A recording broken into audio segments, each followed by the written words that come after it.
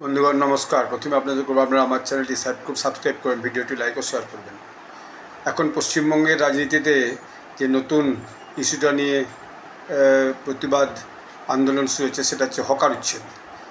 কলকাতা শহরের কলকাতায় বিভিন্ন জায়গায় স্টেশনের শহরতলি স্টেশনের থেকে হকার উচ্ছেদ হয়েছে এবং কলকাতা শহরেও বিভিন্ন জায়গায় হকার উচ্ছেদ হয়েছে। জেলা শহরগুলোতেও সেখানে হকার উচ্ছেদ চালু হয়েছে এবং চলছে। আমার জেলাতেও কিন্তু হকার উচ্ছেদ হয়েছে। এই হকার উচ্ছেদ নিয়ে একটা প্রতিবাদ বামেরা প্রথম শুরু করেছিল, সেই প্রতিবাদ চলছে। আজও সম্ভবত তাদের একটা প্রতিবাদ কলকাতাতে চলছে, যদিও জেলা শহরে কোথাও প্রতিবাদ আমি দেখতে পাইনি বা আমার জেলাতে এখনও পর্যন্ত প্রতিবাদ হয়েছে আমি শুনিনি। তো এই হকার উচ্ছেদ নিয়ে দিদিও নেমেছিলেন। দিদিও একদিন ধর্মতলা থেকে বেশ খানিকটা এই হকার উচ্ছেদের বিরুদ্ধে প্রতিবাদ করেছেন।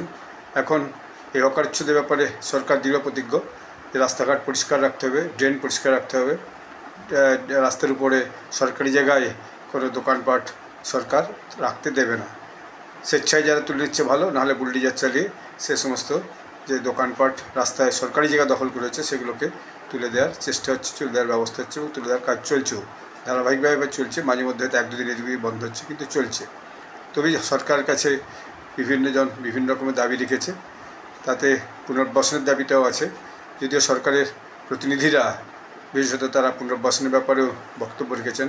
আমার জেলার যিনি প্রতিনিধি তিনি তো বলেছেন যে আমরা ভবিষ্যতে হকারদের যে বড় বাজার টাজারগুলো আছে সেগুলোতে বড় বিল্ডিং বানিয়ে যেভাবে হোক হকারদের পুনর্বাসনের ব্যবস্থা আমরা করব। বাসস্ট্যান্ডকে বাইরে বার করে নিজে বাসস্ট্যান্ডে যে হকাররা আছে তাদেরও পুনর্বাসনের ব্যবস্থা হবে।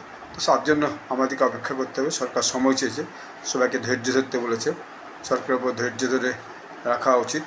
তবে যেহেতু হকার একটা সেন্সিটিভ ইস্যু, সেই ইস্যুটাকে নিয়ে বিরোধীরা পথে নেমেছে। ধন্যবাদ।